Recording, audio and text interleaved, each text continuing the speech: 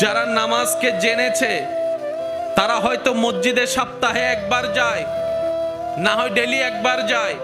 আর যারা নামাজ বুঝতে পেরেছে, নামাজের প্রেমে পড়েছে, ওনারা হাজারো কাজের ফাঁকে 5 ওয়াক্ত নামাজ তো আদা করেছে, সুযোগ পেলে সবাই ঘুমাই গেলে গভীর রাতে তাহাজ্জুদের মাধ্যমে রবের দরবারে নামাজে দাঁড়ায় গিয়েছে। সুবহানাল্লাহ।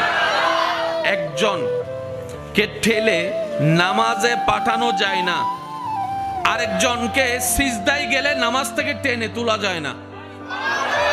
সুবহানাল্লাহর আওয়াজ আর একটু বড় লাগবে। একদলকে ঠেললো নামাজে পাঠানো যায়, যেমন আমরা।